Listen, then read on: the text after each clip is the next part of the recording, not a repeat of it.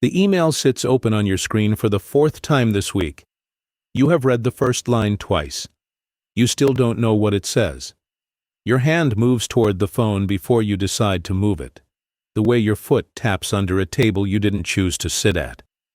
By the time you notice what you're doing, 4 minutes are gone and the cursor is still blinking on the same word.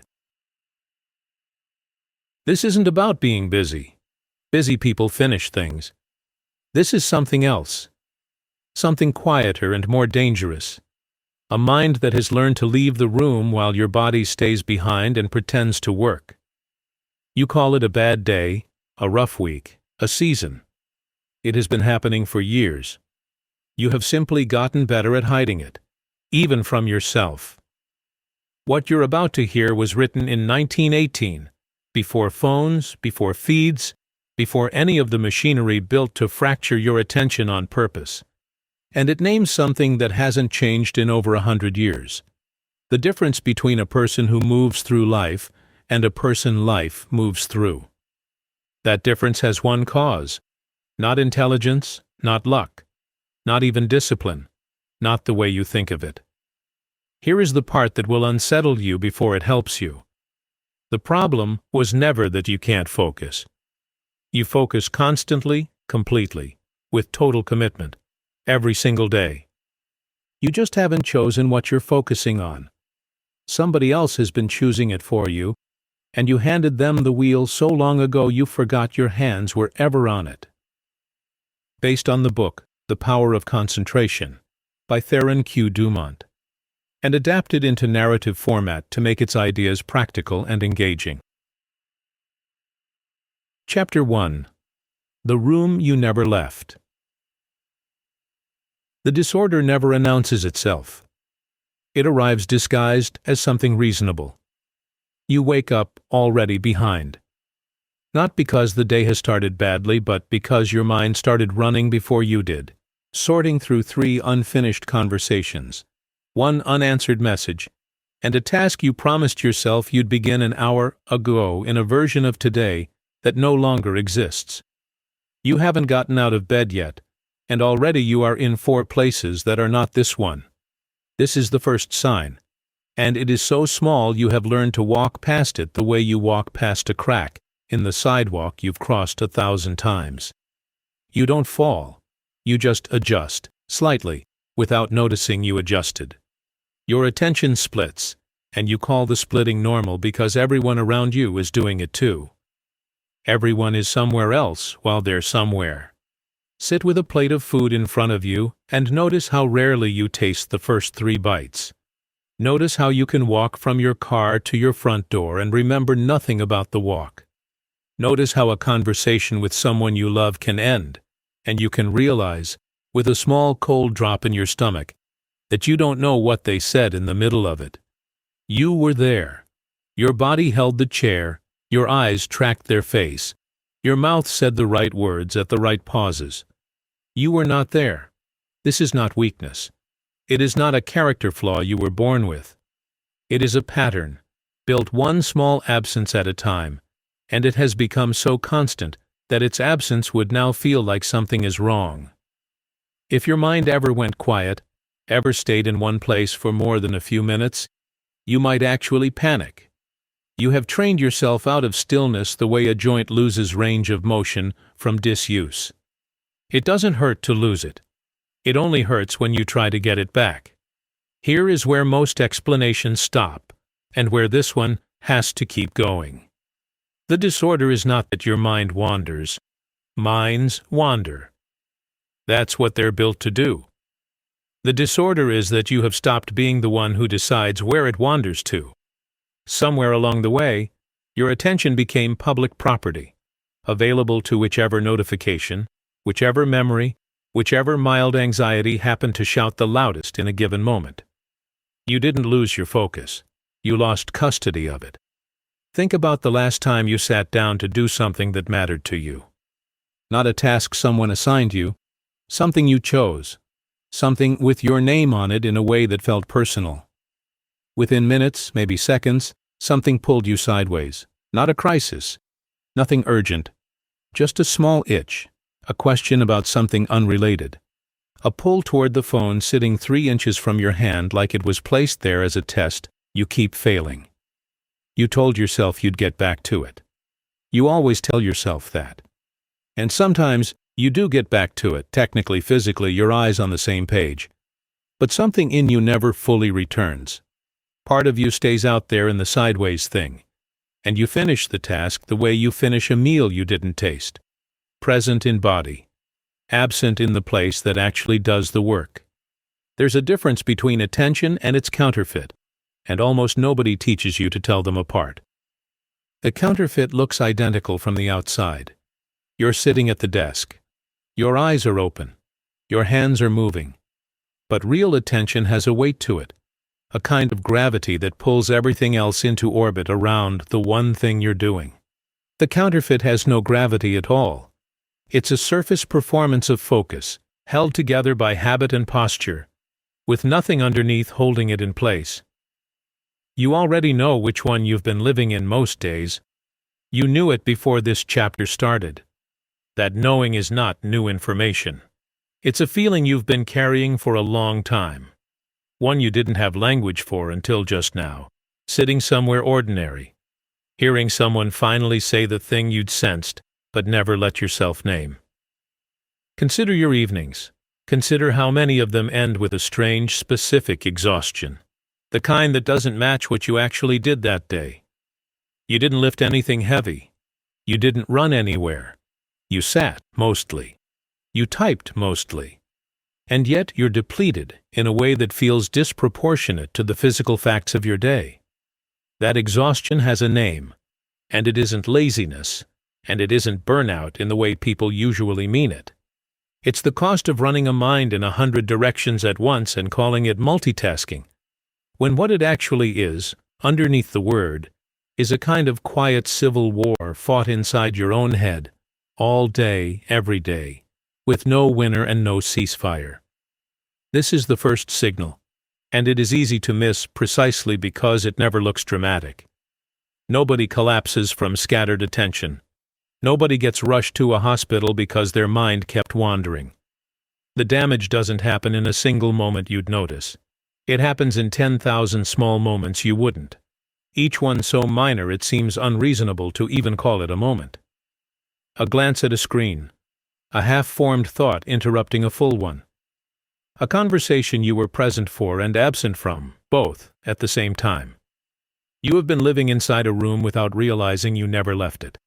A room built from 1,000 tiny departures that never looked like departing. And the strange, uncomfortable truth waiting at the center of all this is simple enough to say in one sentence, even if it takes the rest of this journey to actually feel it.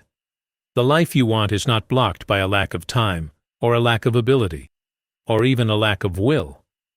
It is blocked by the simple, repeated fact that you are rarely, fully in the room you're standing in. There is a difference between attendance and presence, and the gap between them is where this whole disorder actually lives.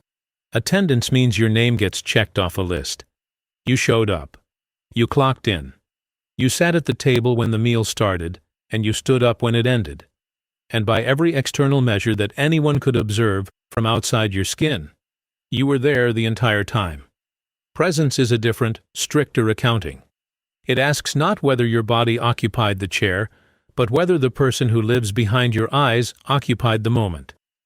Most of your life, if you're honest, has been logged as attendance. Very little of it has been logged as presence, and nobody warns you that the difference between those two ledgers is the difference between a life remembered and a life merely survived. Play this forward a few decades, because the disorder doesn't stay small just because it started small. A person who spends 4 minutes an hour half elsewhere is not, on any single day, doing anything that looks like damage. But stack that same 4 minutes across 10,000 days, across every dinner, every walk, every quiet morning that could have been fully inhabited, and you arrive somewhere sobering. Entire years, medically alive and functionally absent, filed away in a memory that never fully formed because you were never fully in the room to encode it. This is not a warning meant to frighten you. It's an honest description of where the current pattern, left unexamined, quietly leads. The room you never left has a door. You simply haven't tried the handle yet. That cup in front of you has gone cold. It's been cold for a while. And the only question that matters right now, the one your body will answer whether or not your mind is ready to, is whether you're finally going to sit down. Chapter 2. The Comfortable Denial. Denial rarely wears a villain's face. It comes dressed as a good excuse. You have an explanation ready. You always do. Ask why you didn't finish the thing. Why the project sat untouched for another week. Why you agreed to a call you didn't want to take. And the answer arrives before the question finishes leaving the other person's mouth. It was a busy month. Something came up. You'll get to it. The explanations are never lies exactly. They're just never the whole truth either. And the gap between those two things is where you've been quietly living for years. Here is what nobody tells you about denial. It doesn't require you to believe something false. It only requires you to stop looking closely enough to see something true. You don't need to convince yourself that your attention is fine. You just need to avoid the 15 seconds of honest reflection that would tell you otherwise. And you've gotten remarkably good at avoiding those 15 seconds. You fill them with something else before they can finish forming. Think about the last time someone close to you said, gently, that you seemed distracted lately. Distant. Not fully there. What did you feel in that moment? Not agreement, probably. Something closer to defense. A fast internal scramble to explain the distance as circumstance rather than pattern. Work has been a lot. I haven't been sleeping well. It's temporary. You reached for a reason the way you'd reach for a coat on a cold day, automatically without deciding to. This isn't dishonesty. It's protection. Naming the real pattern would mean admitting something uncomfortable. That this isn't a rough patch, it's a structure. And structures don't resolve themselves the way rough patches do. A rough patch ends when circumstances change. A structure persists until you change it. The first is something you can wait out. The second demands something from you. So some part of you, quietly and without malice, keeps choosing the explanation that asks nothing of you over the one that asks everything. There's a particular kind of person who denial protects most effectively, and you might recognize them. Not the person who's failing obviously, who can see the wreckage and can't ignore it. The person who's succeeding just enough. You're getting things done. Not everything, but enough that the pattern doesn't look like a problem from the outside. Your job hasn't collapsed. Your relationships haven't ended. You show up, mostly on time, mostly prepared. From a distance it looks like a functioning life, but you know something the distance doesn't show. You know the cost of getting things done this way. The low hum of frantic effort it takes to compensate for a mind that won't stay still. The way you've built an entire operating system out of last-minute pressure because pressure is the only thing focused enough to override the scatter. You've mistaken your coping mechanism for your personality. You tell people you work best under deadline, and you say it like a fact about who you are, when really it's a fact about what it takes to force a fractured mind into temporary alignment. Here's the distinction that changes everything, and it's one almost nobody draws clearly. There's a difference between a person who is calm and a person who is merely not currently in crisis. Calm has a floor under it, something steady that holds regardless of what's happening around it. The absence of crisis has no floor at all. It's just the gap between emergencies. And you've learned to mistake that gap for peace, because it's quiet in the same way peace is quiet. But quiet from rest and quiet from exhaustion sound identical from the outside. Only you know which one you're actually living in, and even you have gotten good at not checking. Consider how much energy denial actually requires. This is the part people miss. Denial isn't passive. It isn't simply the absence of looking. It's an active, ongoing labor, a constant low-grade vigilance that keeps certain thoughts from completing themselves. You've felt it, that specific flinch when a thought starts pointing somewhere you don't want to go, and some fast internal hand reaches out and redirects it before it arrives. That redirection costs something. It's part of why you're so tired at the end of days that, on paper, didn't demand very much of you. There's a moment that tends to crack denial open, and it's rarely dramatic. It's not a single catastrophic failure. It's something smaller and stranger. A moment of accidental stillness. Maybe waiting in a line. Maybe lying awake at 3 a.m, when the usual redirections don't arrive fast enough and you catch, for just a second, an honest glimpse of how long this has actually been going on. Not a week. Not a month. Years, maybe. And in that second, before the mind scrambles to close the door again, you feel something closer to grief than guilt. Grief for time you can't get back. Grief for a version of yourself that might have existed if you'd looked sooner. You are not weak for having avoided this. Avoidance was, for a long time, the only tool available to you, and it did its job. It kept you moving when looking closely might have stopped you cold. But a tool that once protected you can become the very thing that keeps you stuck. And there's a particular kind of courage required to set down a defense that's worked for years, even after you've started to suspect it's no longer serving you. There's an honest question worth asking directly. The one denial has been working overtime to keep you from asking yourself, what would you actually find if you looked all the way? Most people assume the worst version of themselves is waiting on the other side of that honesty, some irreversible verdict about who they are. That fear is precisely what keeps the looking so brief. But the people who have actually done this work, who have sat with the 15 seconds instead of flinching away from them, tend to report something different than catastrophe. They find a pattern, not a sentence. They find a set of habits that formed for understandable reasons and have simply outlived their usefulness. The monster denial protects you from is almost always smaller and more ordinary than the one your imagination builds in its absence. It helps to separate guilt from grief here, because the two get tangled and denial feeds on the tangle. Guilt says you did something wrong and deserve to suffer for it. Grief says something was lost and deserves to be mourned. Denial thrives on guilt, because guilt is unbearable to sit with directly. So the mind buries the whole subject to avoid the unbearable feeling. But what's actually waiting underneath the pattern isn't guilt. It's grief, plain and survivable. Grief for years spent partially present, for conversations half heard, for a version of your own life you didn't fully get to attend. Grief, unlike guilt, doesn't ask you to punish yourself. It only asks you to feel the loss honestly enough to stop protecting the pattern that caused it. The question isn't whether you've been avoiding something. You already know you have. The question is whether you're willing to stay in the room a few seconds longer than usual, long enough to actually see what you've been walking past. Chapter 3. The Pattern Named. Some truths don't need proving. They only need naming. There's a particular relief that comes from finally hearing the right word for something you've felt for years without being able to describe it. Not the relief of a solution. The relief of recognition. Someone puts language to a shape you've been carrying around unnamed, and suddenly it has edges. You can point to it.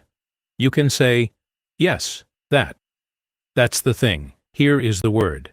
Not concentration, not exactly, not the way people usually mean it when they say the term. What you've been missing isn't the ability to focus hard for a burst of time under pressure. You've already proven you can do that, over and over, at the last possible minute, powered by adrenaline and deadline. What you've been missing is something quieter and rarer, sustained, chosen direction. The capacity to point your mind at one thing and keep it pointed there, not because an emergency is forcing your hand, but because you decided to. Call it directed attention, if you need a term for it. But the term matters less than the recognition, and the recognition is this. You have spent years mistaking intensity for focus. They are not the same thing. Intensity is what happens when panic finally overrides distraction. Focus is what happens when you override distraction yourself, on purpose. before panic ever shows up to do it for you. One is borrowed, the other is owned. This distinction explains something that has probably confused you about yourself for a long time. Why you can lose 3 hours completely absorbed in something that doesn't matter: a video, a scroll, a rabbit hole you didn't choose to fall into, while a task that genuinely matters to you sits untouched, radiating a low static of guilt you can feel from across the room. It isn't that you lack the capacity for absorption. You proved otherwise 3 hours ago. It's that the absorption wasn't chosen. It was captured. Something else did the choosing, something built specifically to be more interesting than anything you'd pick for yourself. And your mind, starved for direction, went wherever it was pulled. A mind without a chosen direction doesn't sit empty. It doesn't wait patiently for you to decide something. It fills itself with whatever is loudest, nearest, or easiest, the way water finds the lowest point in a room without needing to be told where to go. This is not a moral failing. It's closer to physics. Attention behaves like water.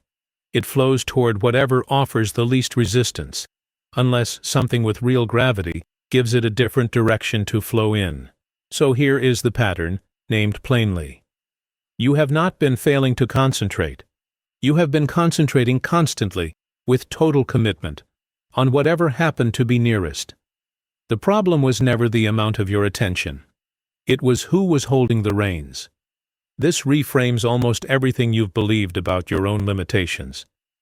You've probably told yourself at some point that you're simply not a focused person, that some people have that gift and you don't. But that belief doesn't survive contact with the evening you spent completely lost in something you cared about.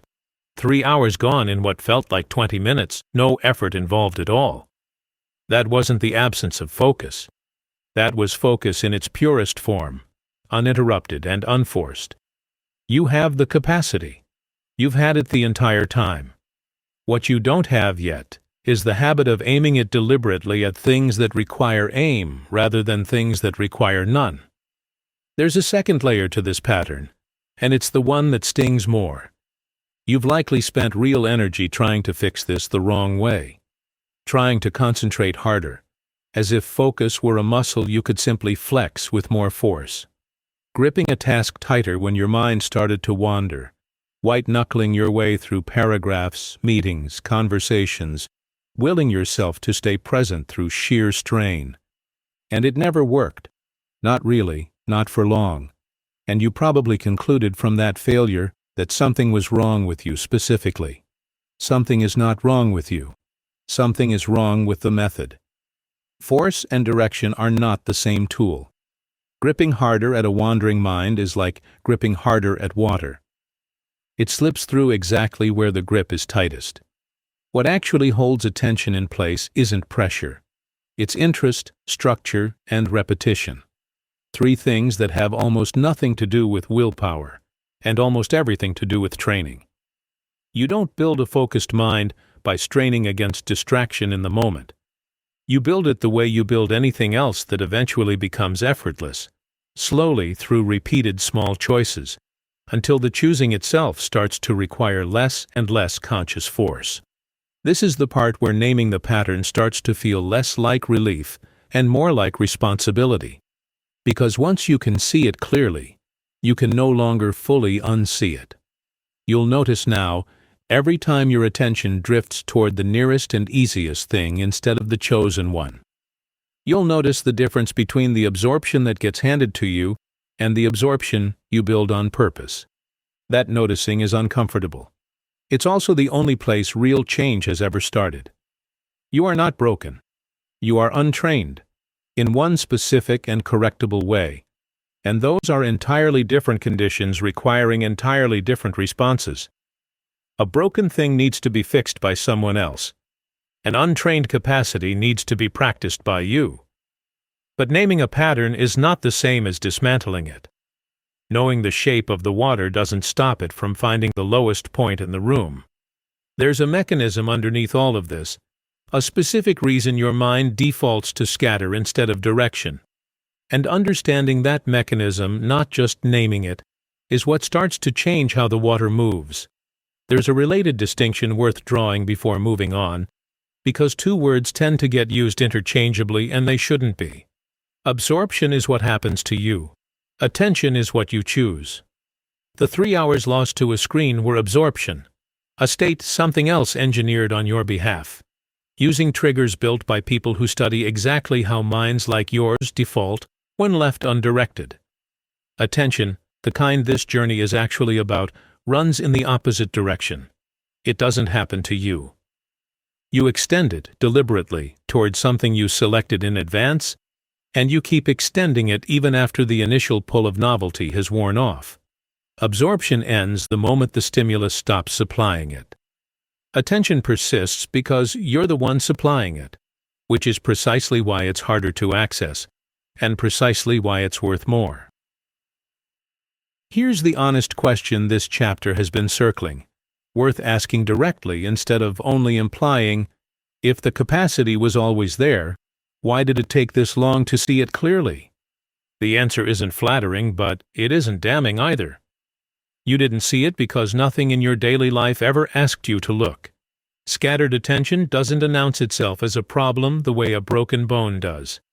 It hides inside busyness, inside the appearance of productivity, inside a culture that mistakes constant motion for genuine engagement.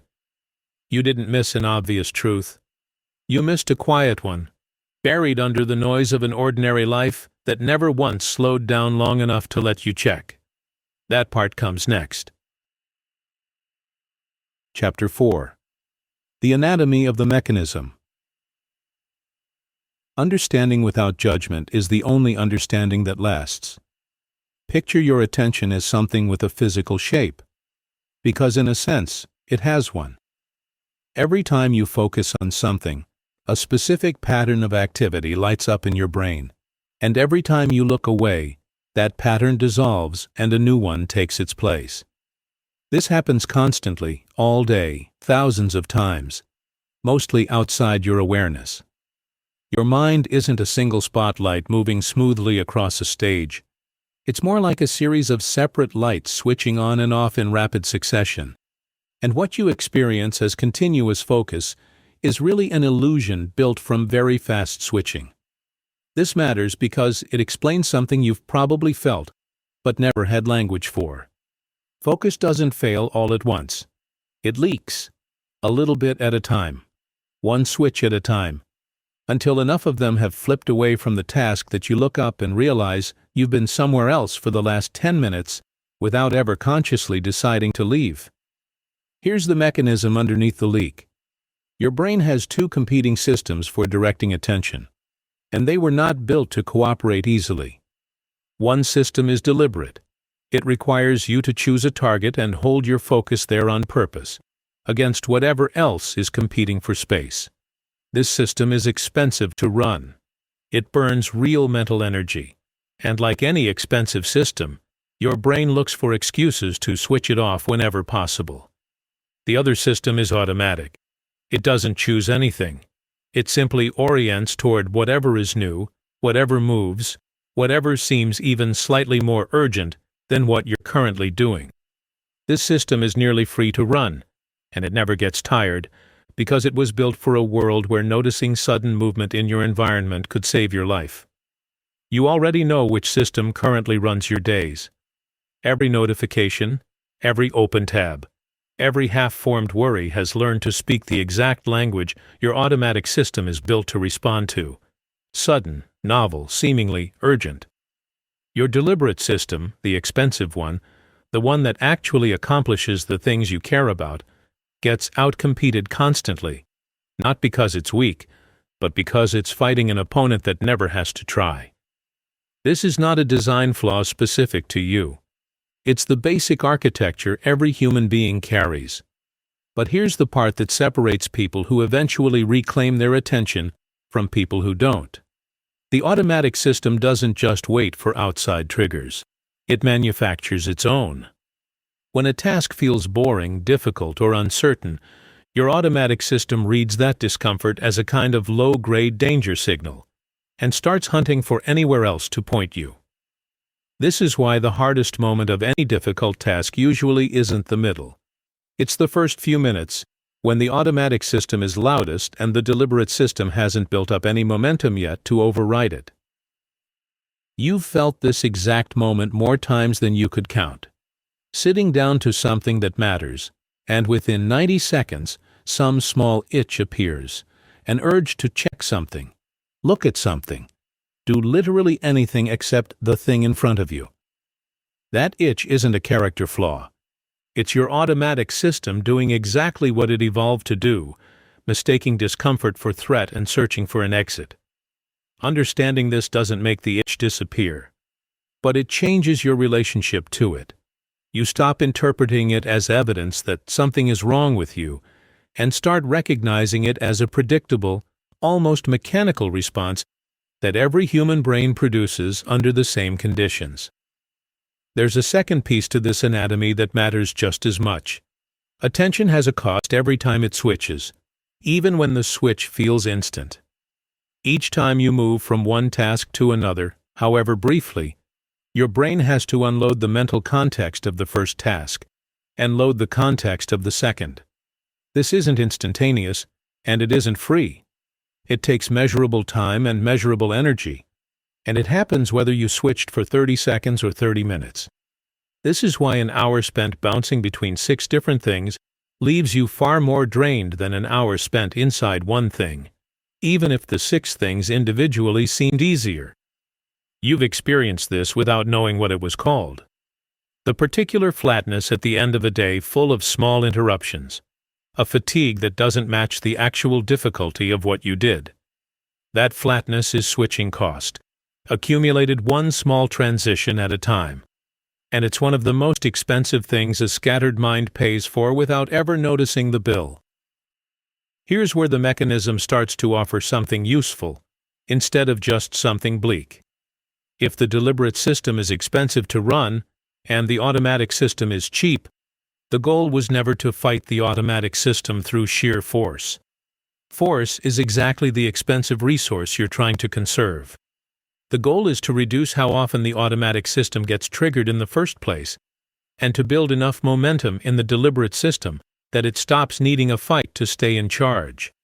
This reframes the entire task ahead of you. You are not trying to become a person with more willpower. Willpower was never the actual currency here, and treating it as though it were is part of why every previous attempt at forcing focus has left you exhausted rather than changed. What you're building instead is structure, conditions that make the deliberate system's job easier, and the automatic system's triggers rarer. Environment instead of effort. Design instead of discipline in the way you've always understood the word. None of this makes the pattern disappear on its own. Understanding a mechanism is not the same as having already changed it. But there is a particular kind of relief in finally seeing the gears turning underneath something that used to feel like a personal defect. You are not fighting a flaw in your character. You are working with a system that behaves in predictable, learnable ways, and predictable things can be worked with. Think of it the way a musician thinks of an instrument left untouched for years. The instrument isn't broken. Every string still works, every key still moves. But the fingers that once knew exactly where to land have lost that knowledge through disuse, and the first attempts to play again sound clumsy, effortful. Nothing like the fluency that used to feel automatic. Nobody looks at that clumsiness and concludes the person was never actually musical. They understand correctly that a real capacity has simply gone quiet from lack of practice, and will return the same way it left gradually through repetition. Your deliberate attention system is exactly this kind of instrument. It hasn't vanished. It has gone unused long enough that the automatic system took over most of the playing, and the discomfort you feel reaching for it now is not evidence of absence. It's evidence of an instrument waiting to be picked back up. What this mechanism costs you, in real terms across years rather than single afternoons, is the subject waiting next. It's larger than you think, and most of it never shows up on any calendar or any receipt. Chapter 5. The Hidden Cost. The most expensive things rarely arrive with a price tag attached. Add it up. Not the big losses, the ones with names and dates, the missed promotion, the relationship that quietly ended, the project that never got finished. Add up the small ones instead, the ones too minor to ever register as loss at all. The 4 minutes here, the 90 seconds there, the half-read page you had to start over 3 times. None of it looks like anything when you isolate it. That's exactly why you've never added it up before. Nobody keeps a ledger for 4 minutes. But 4 minutes, repeated 40 times a day, is over 2.5 hours, not spent doing anything you chose. Spent in transit, switching, reloading, reorienting, paying the toll your mind charges every time it moves without permission. 2.5 hours is not a rounding error. Multiply it across a year, and you arrive at something close to an entire month. Gone, not to rest, not to joy, not to anything you'd choose if someone handed you the time back and asked what you wanted to do with it. Gone to nothing. Gone to the gap between one half-finished thought and the next. This is the first hidden cost, and it's the easiest to calculate, which is exactly why it's not the most dangerous one. The most dangerous cost doesn't show up in hours. It shows up in identity, and it accumulates so slowly you won't notice the shift until you're already standing somewhere you never meant to be. Here's how it works. Every time you start something and abandon it before finishing, your mind doesn't just lose the output. It logs an event, a small quiet piece of evidence about who you are and what you're capable of finishing. One event means nothing. But you're not talking about one event. You're talking about thousands of them, spread across years, each one whispering the same small verdict. You don't follow through. Say it enough times, even silently, even without meaning to, and it stops being a description of your behavior and starts becoming a belief about your nature. You stop thinking, I didn't finish that today. You start thinking, I'm not someone who finishes things. The first is a fact about an afternoon. The second is a life sentence you handed yourself without a trial. This is the cost nobody warns you about, because it doesn't announce itself as a cost. It arrives disguised as self-knowledge. You believe you've simply learned something true about your own limitations, when what you've actually done is mistake a repeated pattern for a fixed identity. And once that belief settles in, it starts protecting itself. You stop attempting things that require sustained focus, not because you consciously decided to, but because some part of you has already concluded the attempt will fail. So why absorb the cost of trying? The belief becomes the reason for the very behavior that created it in the first place. A closed loop feeding itself. Consider what this has already cost you in terms of things you didn't start. Not things you tried and abandoned. Things you never even attempted. Because some quiet internal calculation decided in advance that you'd only abandon them anyway. That calculation happens fast, usually beneath conscious notice, and it has been quietly editing your life for years, closing doors before you ever got close enough to see what was behind them. This is the cost that never shows up on any accounting of your day, because it isn't a record of what happened. It's a record of what never got the chance to. There's a relational cost too, and it's the one people feel most acutely without ever naming its source. Think about the last time someone was speaking to you and you realized, mid-conversation, that you'd missed something they said. You covered for it, nodded at the right moment, asked a question vague enough to work regardless of what they'd actually said. They probably didn't notice, but you did, and a small specific shame followed. The shame of having been physically present for someone you care about while your attention was somewhere else entirely, uninvited and unannounced. That shame compounds, not loudly, quietly, beneath the surface of relationships that otherwise look intact from the outside. People don't usually leave because you were distracted once. They leave, or they stay while pulling slowly further away, because distraction becomes the texture of being around you, an accumulated sense of never quite having your full presence, even when you're technically there. You cannot buy this back later with one good, focused conversation. Trust in presence is built the way trust in anything is built, through repetition, and it erodes the same way, through repetition of its absence. Here's the cost that hurts the most to name honestly, because it points directly at you, rather than at circumstances outside your control. The widening gap between the life you're capable of and the life you're currently living. Not because you lack the raw ability. You've already seen evidence of your own capacity, in those rare stretches of effortless absorption, in the version of yourself that shows up under deadline pressure, and somehow gets it done. The ability was never the missing piece, the direction was. And every day that gap goes unaddressed, it doesn't stay the same size. It grows because the version of you that could have closed it a year ago had a year less of compounded pattern working against them. This is not a chapter meant to make you feel worse about where you are. Guilt has never built anything worth keeping. But there's a difference between guilt and honest accounting, and only one of them is useful. Guilt asks you to feel bad about the past. Honest accounting asks you to see clearly what the pattern has actually been costing you, not to punish yourself with the number, but because you cannot change what you refuse to measure. There's a distinction worth making here between a cost and a debt, because the difference changes what you're allowed to feel about it. A cost is something spent and gone, unrecoverable, closed. A debt is something spent that still carries forward, still accruing, still capable of being addressed even after years of neglect. Everything itemized in this chapter has felt, until now, like a cost, a closed account, evidence filed away as simply how your life turned out.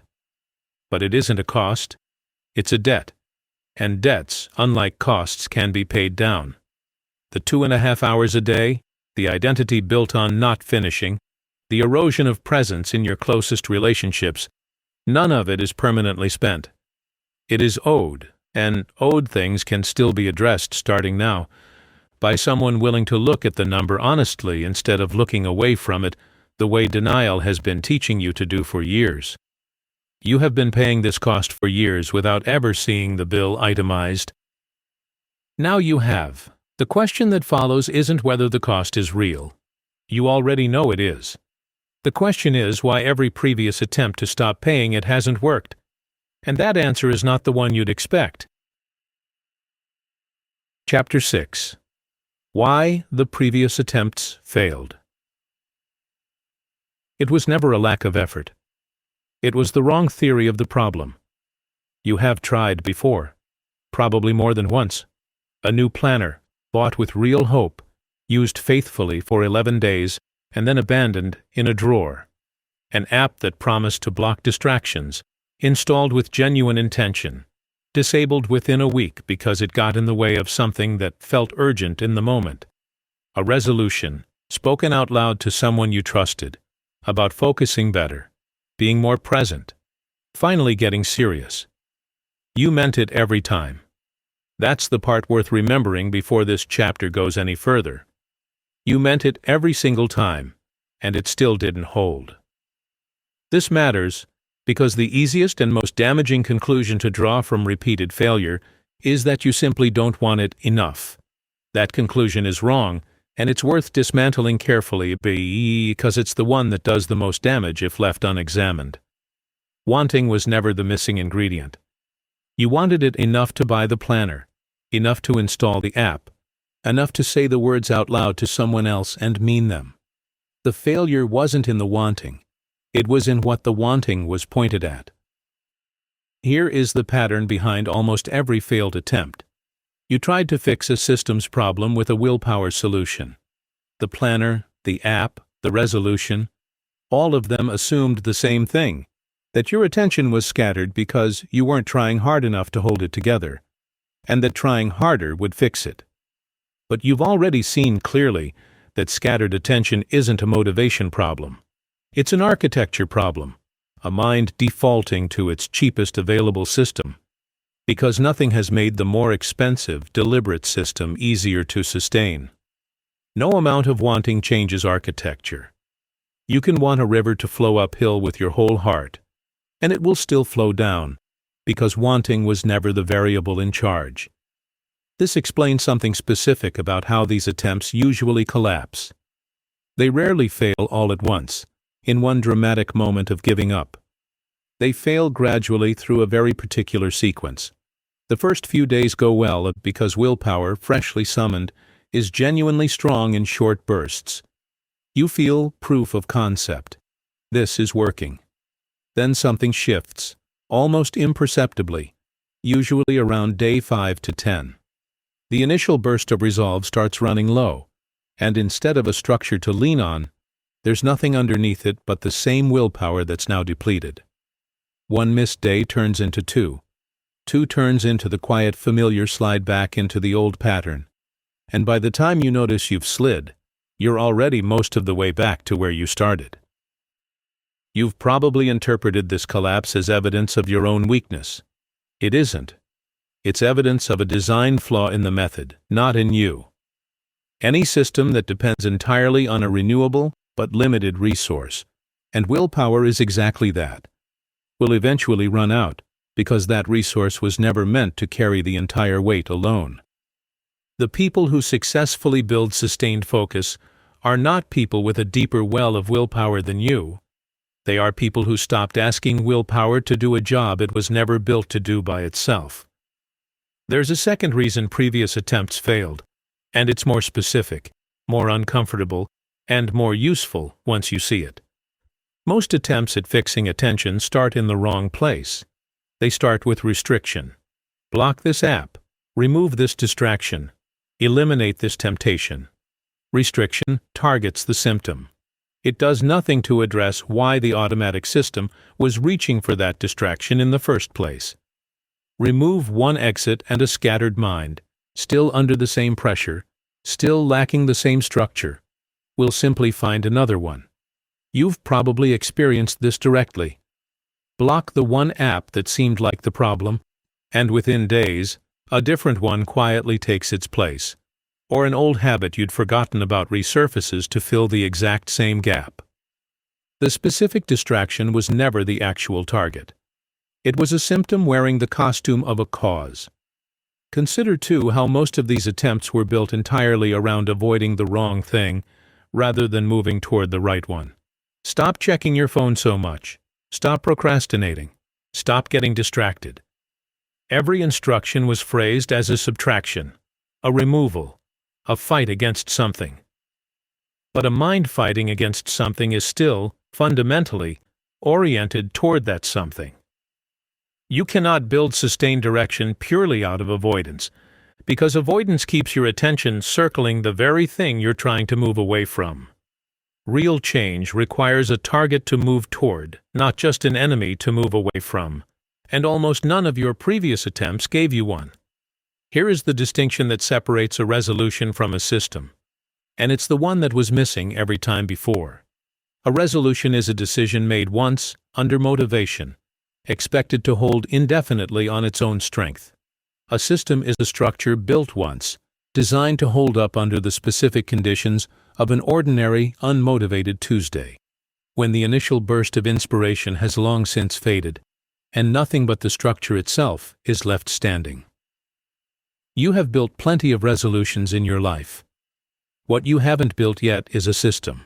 And the difference between those two things is the entire reason this time can actually be different, not because you're more determined now, but because the approach itself was always missing the one piece that makes anything sustainable.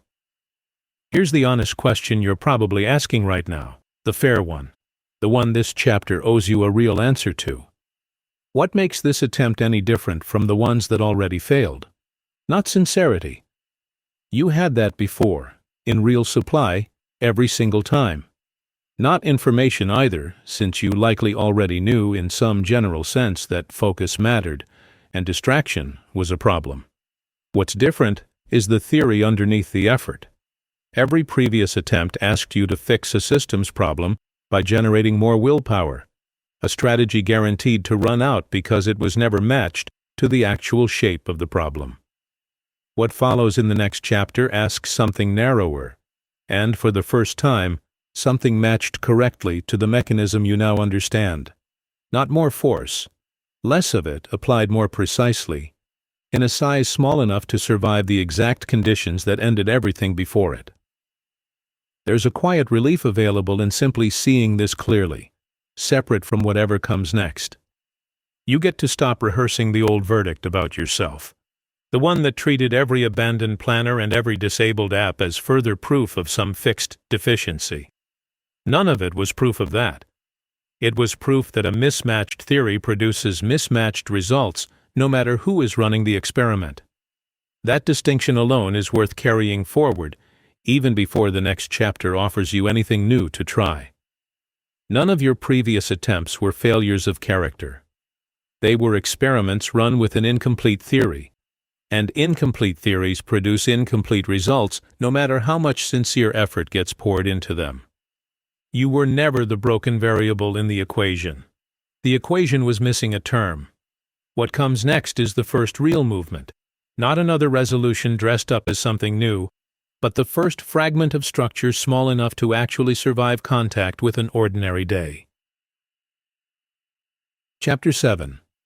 The first real movement.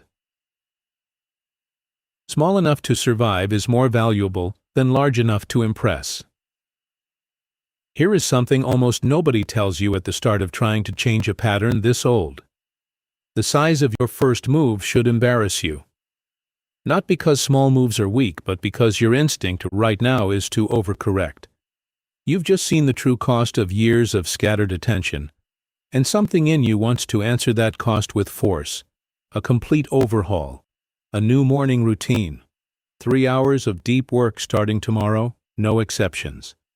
That instinct feels like commitment. It's actually the same trap that broke every previous attempt, wearing a new outfit. The fragment that actually works is smaller than you want it to be, and that's exactly why it works. Not 20 minutes, not even 10, somewhere closer to 2, sometimes even less. One single task chosen in advance, held without switching. For a length of time so short it feels almost insulting to call it a practice at all. This is the part where your instinct will resist. 2 minutes feels like nothing. 2 minutes feels like it can't possibly matter against years of accumulated pattern. But you are not trying to solve years of pattern in one sitting. You are trying to prove something much smaller and much more foundational. That you can choose where your attention goes, and it will stay there, even briefly, even against the automatic pull. That proof is the actual goal. Everything after it is built on top of that one small repeatable fact. Think about why this works when the larger attempts didn't. A 3-hour deep work block, attempted cold, with no prior evidence that you can sustain focus at all, is a bet placed entirely on willpower holding for a very long stretch. You've already seen what happens to that bet. It runs out somewhere in the middle, and the failure teaches your mind exactly the wrong lesson. That focus is hard, unsustainable, and probably not for you. A 2-minute stretch, by contrast, is short enough that willpower barely needs to show up at all. You can hold 2 minutes of undivided attention almost regardless of how scattered your mind has become. Which means the fragment doesn't just build a skill, it builds evidence. And evidence is the one thing your mind has been missing every time it told itself the old familiar story about not being someone who finishes things. There's a specific mechanism at work here worth naming clearly. Every time you complete a small stretch of chosen, undivided attention, your mind logs a new event, separate from the thousands of events that built the old belief. A new data point. I aimed my attention somewhere and it stayed. One data point doesn't overturn years of pattern. But data points accumulate the same way the old evidence did, quietly, repeatedly, until eventually there's enough of it to start outweighing the old story. This is not motivation. This is not a mindset shift you talk yourself into. This is closer to evidence-based identity change, built the slow way, the only way that actually holds. Here is what the fragment looks like in practice, stripped down to its bones. Pick one task, something specific enough that you could describe it in a single sentence, not work on the project. Something narrower. Write the first paragraph. Read one page. Answer this one message. Set a timer for 2 minutes, sometimes even 90 seconds if 2 feels too far away right now. And give that single task your complete attention until the timer ends. Nothing else during that window. Not a glance at the phone. Not a sideways thought chased to its conclusion. Just the one task, held for a window of time so short that holding it should feel almost anticlimactic. You'll likely notice something uncomfortable the first time you actually try this. Even 2 minutes will feel harder than it should. Your mind will reach for the exit almost immediately, out of sheer habit, the automatic system doing exactly what it's built to do at the first sign of sustained effort. This is not evidence the fragment failed. This is the exact resistance the next chapter is going to name directly. For now, notice it without judgment, the way you'd notice weather. It's simply what happens the first several times you ask an untrained capacity to do something it hasn't practiced in a long time. What matters is what happens after the timer ends, because this is where most people, without realizing it, undo the entire benefit of what they just did. The instinct is to immediately judge the experience. That felt too short to matter. That didn't accomplish anything real. That was basically pointless. Resist that instinct completely. The 2 minutes were never meant to accomplish the task. They were meant to prove the mechanism. Did your attention stay where you pointed it, even briefly? If yes, that's the entire win. Complete and sufficient on its own terms, regardless of how little visible progress the task itself shows. Do this once and nothing changes.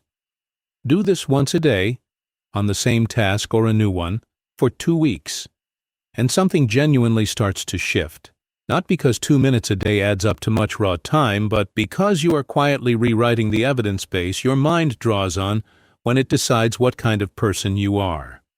The old story took years to build. It will not be replaced in a week. But it starts eroding the very first time you prove it wrong, even in a window this small.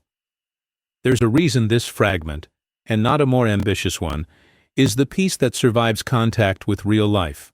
An ordinary Tuesday, tired, distracted, low on motivation, can still find 2 minutes. That same Tuesday will not find 3 uninterrupted hours, no matter how sincerely you committed to them the night before. A practice that only works on your best days isn't a practice. It's a hope. The fragment works precisely because it's built to survive your worst days, not just your best ones. And your worst days are where the real pattern actually lives. There's a distinction worth making here between starting and finishing, because the fragment trains only one of them, deliberately. Finishing a task involves 100 variables outside your control: its difficulty, your energy that day, interruptions you couldn't predict. Starting involves exactly one variable, whether you point your attention somewhere and hold it even briefly. By narrowing the practice down to starting alone, stripped of any requirement to finish anything, the fragment removes every excuse that used to derail you before you'd even begun. You are not failing at finishing right now. You were never given the chance to prove you could reliably start. And starting, it turns out, is the harder skill, and the one everything else depends on. You will notice the first time you genuinely try this exactly why it feels harder than its size suggests. Something in you will push back, quietly but unmistakably, against even this small a commitment. That resistance has a shape and a reason, and it deserves to be looked at directly instead of pushed past. That's next. Chapter 8. The Internal Resistance. What rises up when you try to change is not a malfunction. It's a bodyguard doing its job badly. Set the timer. Choose the single task. Watch what happens in the first 30 seconds, and notice how quickly something inside you starts arguing. Not loudly, not with words exactly, more like a pressure, a restlessness, an itch that seems to come from nowhere and points toward everything except the task in front of you. You already know this feeling. You felt a version of it back in Chapter 4, when the automatic system reached for an exit at the first sign of discomfort.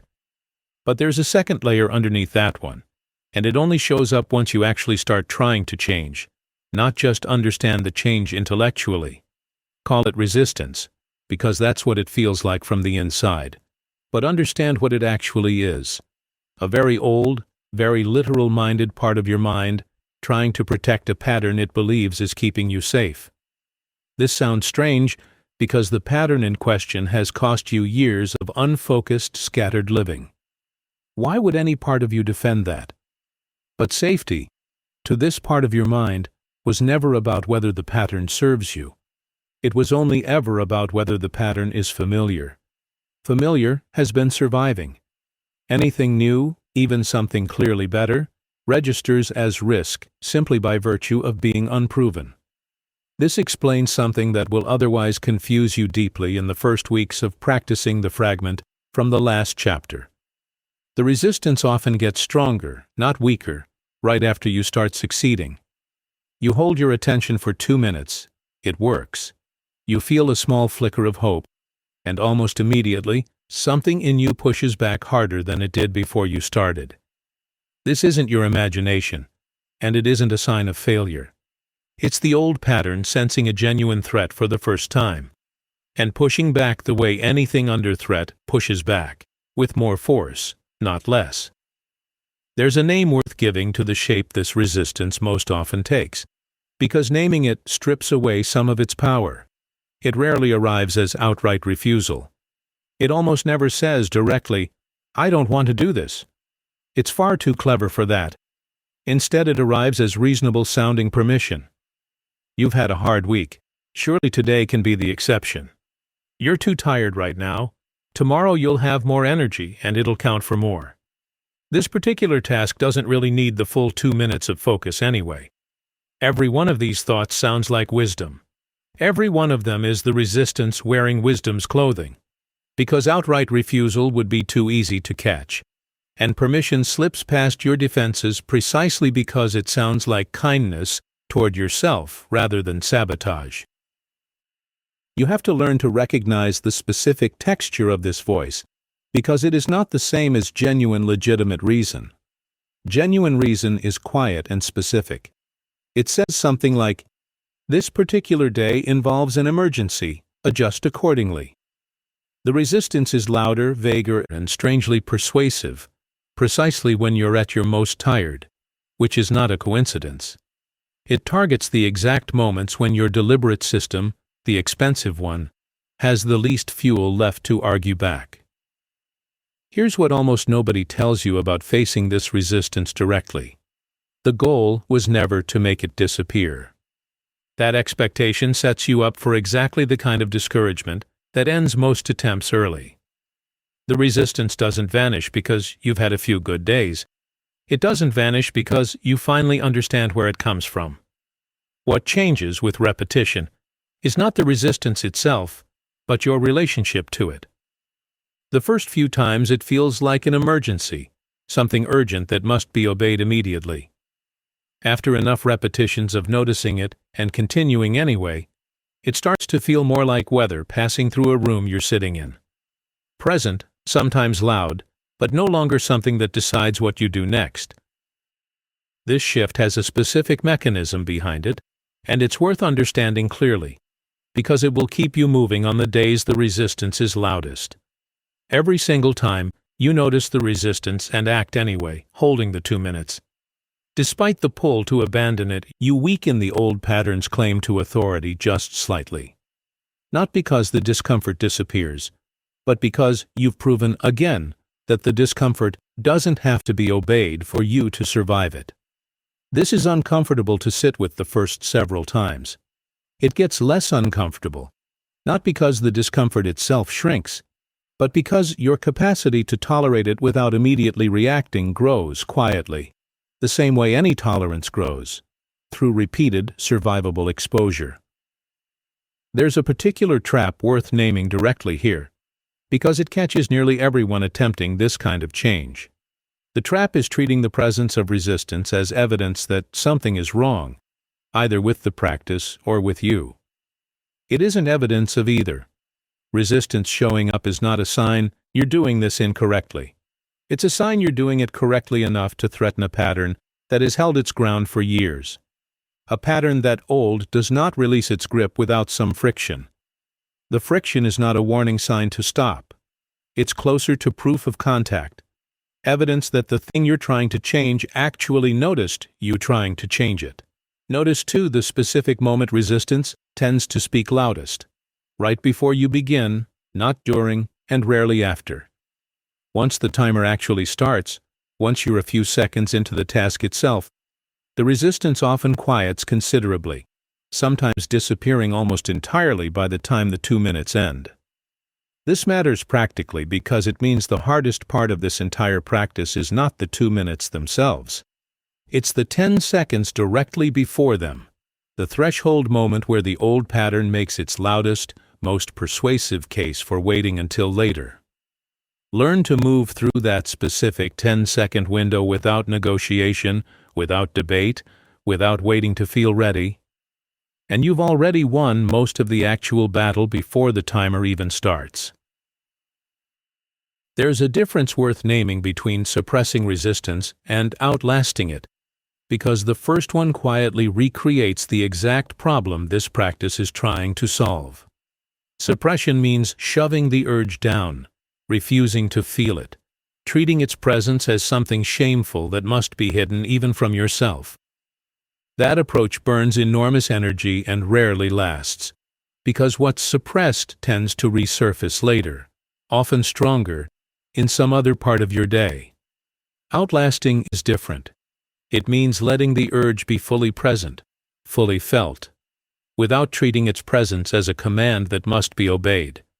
You're not fighting the resistance into silence. You're simply continuing to act while it talks, the way you'd keep walking through weather instead of demanding the sky change first. You will not defeat this resistance in a single confrontation. It doesn't work that way, and expecting it to sets you up to mistake its continued presence for your own failure. What you're actually building, slowly, is the capacity to act in its presence rather than in its absence, which is the only version of this skill that will ever hold up on the days when motivation, that unreliable and overrated resource, doesn't show up at all. Those days are coming. They're not the exception to this practice. They're where the practice actually gets tested, and where most people, without realizing it, quietly abandon everything they've built so far. That's next. Chapter 9. Application under low energy. The days that matter most are the ones that offer you nothing to work with. There will be a day, and it will come sooner than you expect, when none of it feels available to you. Not the motivation, not the clarity, not even the mild curiosity that usually carries you into the first 10 seconds of the fragment. You slept badly. Something went wrong earlier. The reserves you didn't know you were spending all week are simply gone, and the 2-minute practice that felt almost embarrassingly easy last Tuesday now feels like being asked to move a piece of furniture with no strength left in your arms. This is the day the entire practice was actually built for, though nobody tells you that at the start. Every previous chapter, every fragment, every small proof of concept, was preparation for exactly this moment. The low one, the one where nothing favors you, and the old pattern has every advantage it needs to reclaim the ground you've been slowly winning back. Most people, without realizing it, treat this day as an exception, a fair reason to skip, a debt to be repaid tomorrow when conditions improve. This is precisely the moment that decides whether the last several weeks were a real shift or simply a good week you happen to have. Here's what almost nobody understands about consistency until they've lived through this exact day. Consistency was never built on your best days. Your best days require nothing from the practice, because on those days, focus arrives cheaply and easily, almost on its own. A high-energy day proves nothing new. You've already proven over and over across years that you're capable of sustained attention when conditions are perfect and motivation happens to show up. That was never in question. What was in question the entire time is what happens when conditions are the opposite of perfect. And the answer to that question is the only one that actually determines whether a pattern has genuinely changed. This is why the low-energy day deserves a different kind of practice than the one you've been running so far, not a bigger one, but a smaller one. If 2 minutes felt manageable on a normal day, this is the day to shrink it further, not abandon it. 30 seconds. 1 sentence written instead of 1 paragraph. 1 page instead of a chapter. The instinct will tell you this is too small to count, that a version this small is barely a version at all. That instinct is wrong, and it's worth understanding exactly why. The goal on a low-energy day was never to produce the same output as a high-energy one. That comparison sets up a fight you're guaranteed to lose, and losing it teaches your mind precisely the wrong lesson, that on hard days the whole thing falls apart. The actual goal, the only one that matters here, is continuity. Not the size of the action, but the unbroken fact of it having happened at all. A chain that holds through its weakest link is fundamentally different from a chain that breaks the first time conditions get difficult, even if every other link in that first chain was smaller than you wanted. There's a specific danger hiding inside the all-or-nothing thinking that tends to take over on days like this, and it deserves to be named directly. The mind, tired and looking for the path of least resistance, often presents a false choice.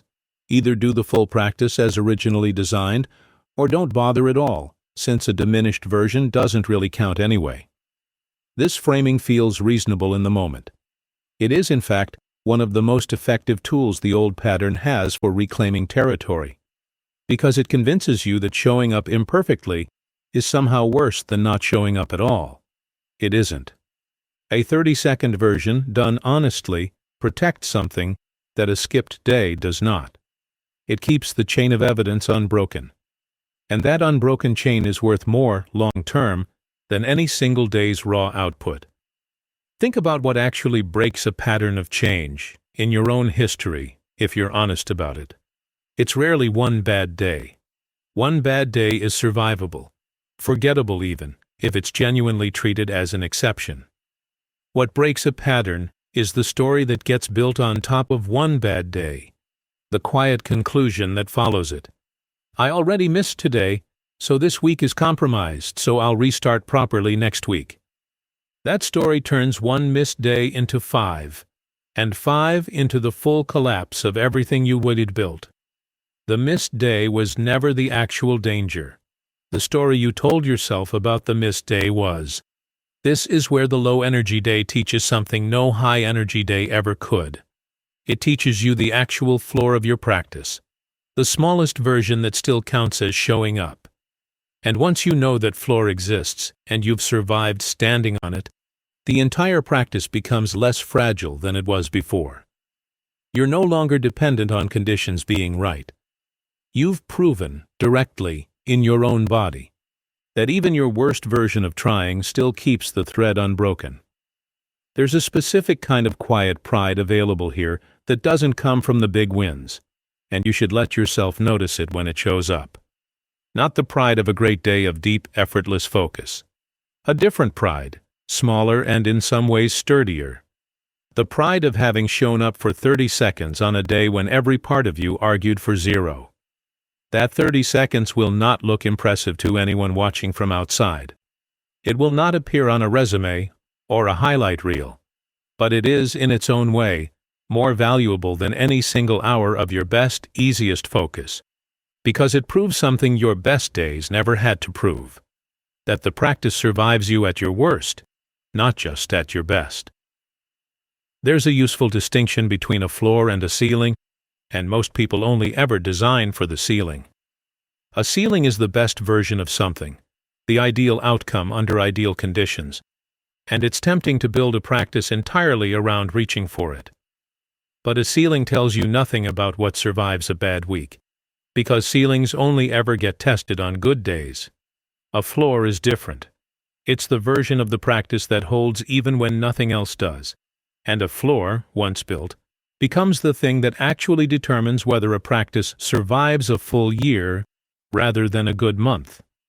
You've spent most of your life designing for the ceiling, chasing the ideal version of focus, and quietly discarding the whole attempt whenever the ideal wasn't available. This chapter asked you to design for the floor instead, and the floor, unglamorous as it looks, is the part that was always going to determine whether any of this lasted. Notice, too, that building a reliable floor doesn't lower what you're eventually capable of. It does the opposite. A structure that survives your worst days is also, quietly, the same structure carrying you on your best ones, because it never had to be rebuilt from nothing after every rough patch. The ceiling takes care of itself once the floor is solid enough to stop collapsing underneath it. Hold on to that proof. It's about to be tested in a different way, one that has nothing to do with your own energy and everything to do with the people around you, whose presence changes the equation in ways that you haven't fully accounted for yet. That's next. Chapter 10. The Relational Dimension. Nobody builds this alone, and nobody breaks it alone either.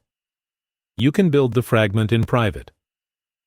2 minutes, a closed door, a chosen task. But you don't live in private. And the moment you try to carry this practice into the rest of your life, into rooms with other people in them, something new enters the equation that none of the previous chapters have addressed directly. Other people are not neutral variables. They have their own rhythms, their own expectations, their own long-standing relationship with the version of you that used to be available at any moment, for any interruption, without question. Think about what happens the first time you close a door, silence a phone, or simply say, "Not right now," to someone who's used to your instant availability. There's a specific discomfort in that moment, and it rarely comes from the person themselves. It comes from the story you tell yourself about what their reaction means. You imagine disappointment, or worse, offense. And that imagined reaction can pull you out of a boundary you just started building faster than any external distraction could. Here's what almost nobody names clearly. The people around you did not create your scattered attention, but they have, without any bad intention on their part, become comfortable inside it. A version of you that answers immediately, that's available at any hour, that can be pulled into a conversation mid-task without protest, is a convenient version for everyone else, even if it's been quietly costing you everything this whole journey has been trying to name. When you start protecting your attention, you're not just changing a private habit. You're changing the terms of a relationship, and relationships, even loving ones, tend to resist changes to their terms, at least at first. This resistance from others rarely looks like open objection. It's usually smaller and more indirect than that. A slightly hurt tone when you don't respond as quickly as usual. A joke about you suddenly being too important to talk to. A specific kind of testing, sometimes not even conscious on their part, checking whether the new boundary is real, or whether enough gentle pressure will make it collapse back into the old, more convenient pattern. You should expect this. It is not evidence that the people in your life don't respect you. It's evidence that any system, including a relationship, resists change to its established equilibrium, even when the change is ultimately good for everyone involved. There's a distinction worth drawing here clearly, because confusing it will quietly sabotage everything you've built so far. Presence is not the same as availability. Availability means you can be reached at any moment, for any reason, interrupted without warning, and expected to respond immediately. Presence means that when you are actually with someone, you are completely there, nothing dividing your attention, nothing pulling you sideways mid-conversation. These sound similar. They are not. In fact, they are frequently in direct conflict with each other. because constant availability is precisely what fragments the attention that real presence requires. You cannot be fully with the person in front of you if part of you remains permanently on call for everyone else. This reframes something you've probably felt guilty about without understanding why. The instinct to protect blocks of undistracted time can feel, in the moment, like withdrawing from people. It's the opposite. You are not choosing distance from the people you love. You are choosing to eventually offer them something better than constant scattered availability. Complete, undivided presence during the time you do give them. A person who's always technically reachable, but never fully there, is, in a real sense, less available than a person who's occasionally unreachable, but completely present when they show up. The second version is rarer, and it's the one worth becoming. There's a specific test this practice will eventually face, and you should know it's coming before it arrives. Someone you care about will interrupt a protected block of focus time, not out of malice, but simply out of habit. The same habit you're actively trying to unlearn in yourself. In that moment, you'll face a small but real choice, one that will repeat itself many times over the coming months. Do you hold the boundary gently and finish the 2 minutes before turning your attention to them? Or do you abandon the practice at the first sign of friction, the way you likely abandoned every previous attempt at the first sign of resistance? Neither choice makes you a bad partner, friend, or parent, but only one of them actually builds the thing you're trying to build. The practice survives these moments not by becoming rigid and cold toward the people around you, but by becoming clear. A brief, warm acknowledgement, a specific promise of full attention in a few minutes, followed by an actual, honored return to that promise, teaches the people around you something new. That your future presence is more reliable than your past availability ever was. This takes time to land. The people in your life have years of evidence built on the old pattern. They will not fully trust the new one from a single instance.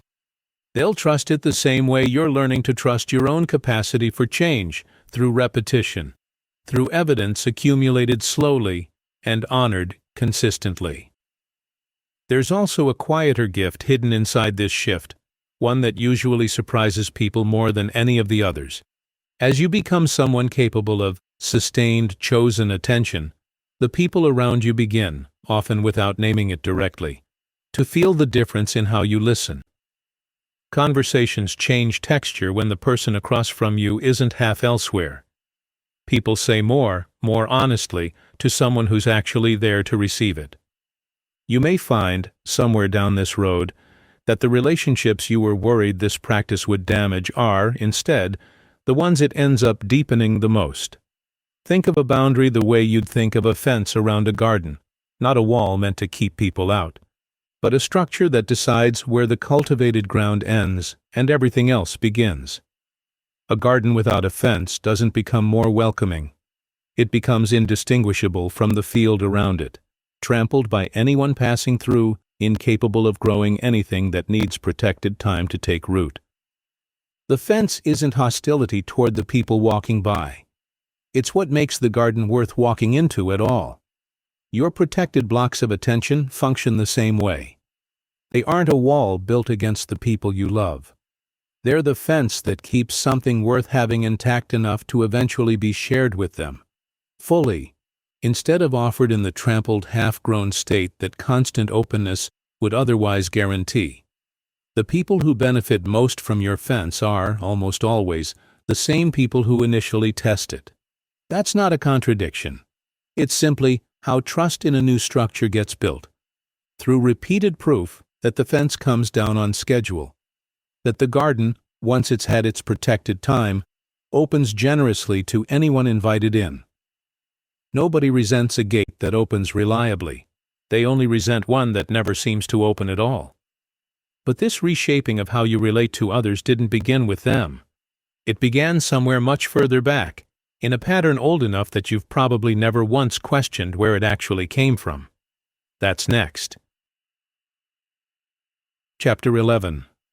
The Older Root. Every pattern this consistent was learned somewhere, Nothing this old is an accident. Trace it back far enough and the scattered mind you've spent 10 chapters learning to work with starts to look less like a personal failing and more like an inheritance. Not a defect you were born with, and not one you chose either, somewhere along the way.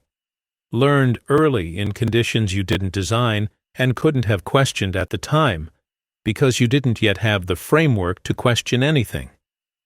Children don't evaluate the environments that shape them. They simply adapt, and the adaptation, whatever form it took, becomes the baseline they carry forward without ever examining it directly. Consider what actually teaches a young mind to fragment its attention instead of directing it. Rarely a single event. More often, a sustained condition. A household where attention had to be split constantly just to stay safe. Tracking the mood in the room, anticipating what might happen next. Never fully able to relax into one thing because some part of you always needed to be scanning for something else. Or the opposite condition, just as damaging in a different direction. An environment so understimulating, so short on engagement, that a young mind learned to manufacture its own stimulation constantly, jumping from thought to thought because nothing in the actual environment offered enough to hold it. You may recognize a version of one of these, or neither exactly, something more specific to your own history. The details differ from person to person. The mechanism underneath them doesn't. A young nervous system faced with an environment it needs to survive builds whatever adaptation that environment requires, and it does this without asking permission, without offering alternatives, without any concern for whether the adaptation will still serve you 20 years later in a completely different set of circumstances. It simply builds what's needed at the time, and then it keeps running that same program long after the original conditions that required it have disappeared. This is the part worth sitting with carefully because it's easy to misread. Naming where this pattern came from is not the same as blaming anyone for it, including yourself, including whoever was present during the years it formed. Almost nobody creates conditions like these deliberately. Most people pass down exactly what was passed down to them, without malice, often without any awareness that they're passing anything down at all. Understanding the root is not about assigning fault. It's about finally seeing the adaptation for what it actually is, a survival response built under real constraints that simply never received the update it needed once those constraints stopped applying. Here's why this distinction matters practically, not just emotionally. As long as the scattered pattern felt like a personal flaw, something wrong with your character specifically, the only available response was self-improvement through force, gripping harder, trying to will yourself into a different kind of person. You've already seen why that approach fails. But once you see the pattern as an old adaptation instead of a personal defect, the entire task changes shape. You're no longer trying to fix something broken in you. You're trying to update something that was at one point genuinely useful and now simply needs new information about the environment it's actually operating in. There's a specific moment this understanding tends to arrive, and it rarely happens during a moment of struggle. It happens in a quieter moment, often unrelated to focus at all, when some small detail, a smell, a tone of voice, a particular kind of silence, suddenly connects a present-day reaction to something much older. You feel your attention scatter under a stress that, examined honestly, doesn't match its intensity. And for a moment, if you're paying attention to yourself the way this practice has been training you to, you catch a glimpse of when this exact response first made sense, years earlier, in a context that no longer exists, but that your nervous system never got the memo about. This is not a chapter asking you to spend years excavating a childhood you may not have full access to, or to build an elaborate narrative connecting every present struggle to a specific origin point. That kind of work has its place, and it's not the place of this particular practice. What matters here is simpler and more immediately useful. Recognizing that the pattern had a reason once, even if that reason has long since expired. This recognition alone tends to soften something that force never could. Compassion for the adaptation, rather than contempt for it, turns out to be a far more effective foundation for actually changing it than judgment ever was. Consider the difference between these two internal stances, because you've likely lived inside both at different points. One says, "There's something wrong with me and I need to fix it." The other says, "I learned something useful once under conditions I didn't choose, and now I get to decide whether it still serves me." The first stance recruits shame as its main tool, and shame, however motivating it feels in short bursts, corrodes anything it touches over time. The second stance recruits curiosity and agency instead, and those two, unlike shame, tend to build things that actually last. There's a particular kind of grief that sometimes surfaces here, and it's worth naming honestly rather than rushing past it. Grief for the years spent living inside a pattern you didn't choose and didn't understand. Grief for a version of focus, of presence, of ease that might have been available sooner, if the environment had been different, if the adaptation had never been necessary in the first place. This grief is real, and it deserves space rather than dismissal. But it isn't the end of the chapter, because grief, held honestly, has a way of clearing space for something that couldn't exist alongside denial, the actual practical work of updating an old pattern with new current information. There's a useful way to picture this that has nothing to do with therapy language and everything to do with something more mechanical. An old adaptation behaves the way outdated software behaves, running perfectly well according to instructions written for a version of the world that no longer exists. The software isn't malfunctioning. It's executing its original code faithfully. And the code was simply never updated once the environment it was written for changed underneath it. You don't fix outdated software by punishing it for being outdated. You update it, patch it. Let it keep the parts that still work and rewrite the parts that were built for conditions that no longer apply. The pattern you're working with deserves the same treatment. Not deletion, not shame. An update, run deliberately, on your own terms, using the accurate information about your life that the original code never had access to.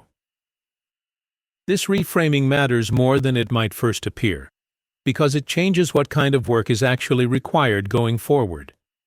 You are not demolishing anything.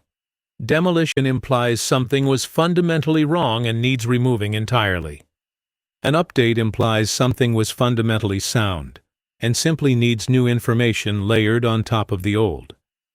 The second framing is not only kinder, it's more accurate, and accuracy, more than kindness alone, is what actually makes change durable rather than merely comfortable. You didn't choose the root. You do get to choose what grows from here. But choosing well requires understanding one more thing, something that trips up almost everyone who makes it this far. Why progress, once it starts, has such a stubborn tendency to disappear again, quietly, without any single dramatic moment marking its loss.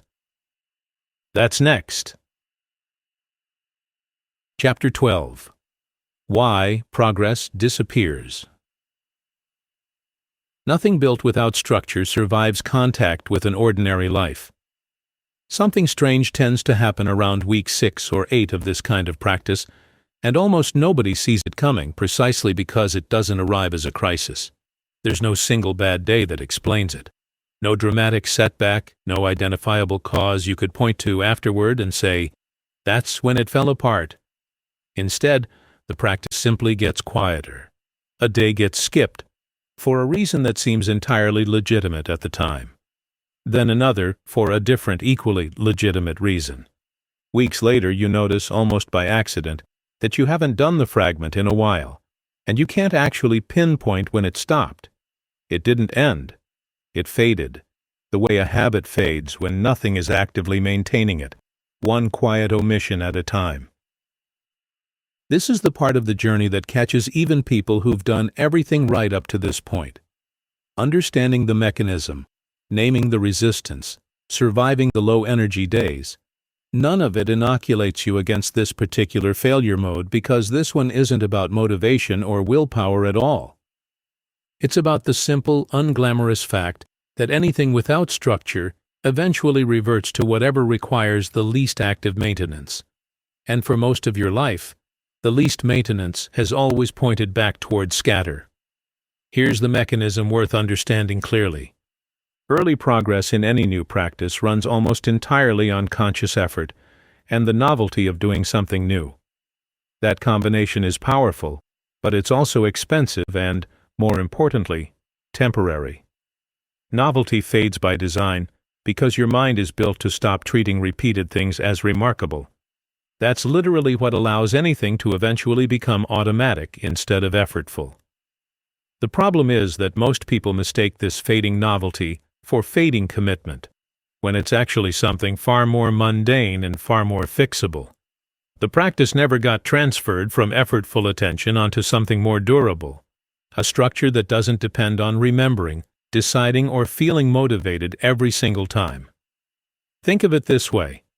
A plant given daily attention for 6 weeks looks thriving, but nothing about that thriving is permanent unless something continues supplying water after the attention moves elsewhere. The early weeks of any new practice are exactly this: attention supplying the water directly, by hand, deliberately, every day. That's necessary at the start. But nobody can sustain that level of direct conscious attention indefinitely, on every single practice they're trying to build, forever. At some point, the water needs a different source, one that doesn't depend on you remembering to carry the bucket every morning. This is what structure actually means, in practical terms, and it's worth being specific rather than vague about it, because vague advice about building habits has already failed you multiple times in this exact area.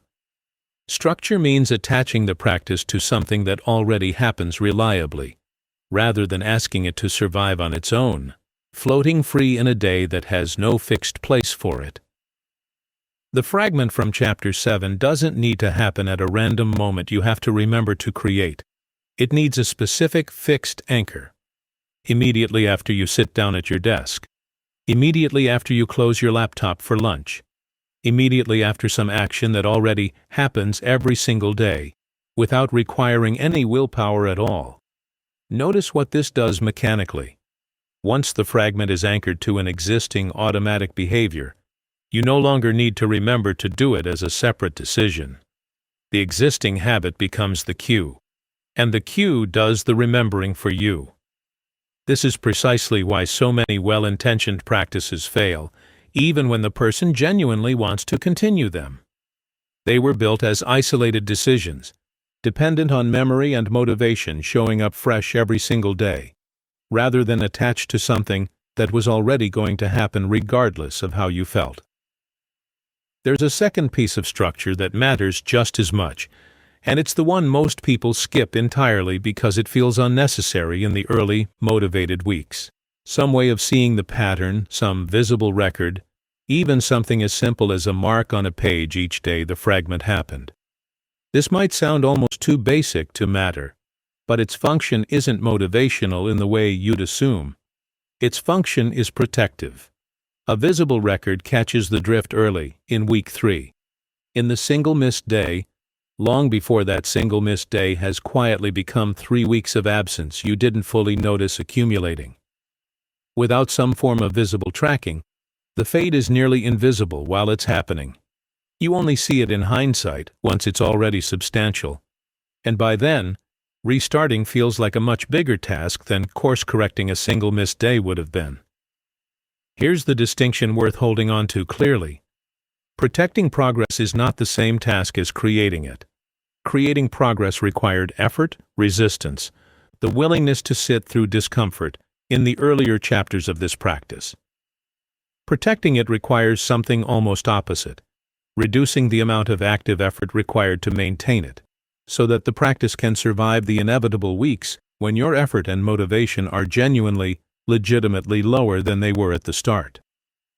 This is not a failure of the system to expect lower effort during those weeks. It's a design requirement.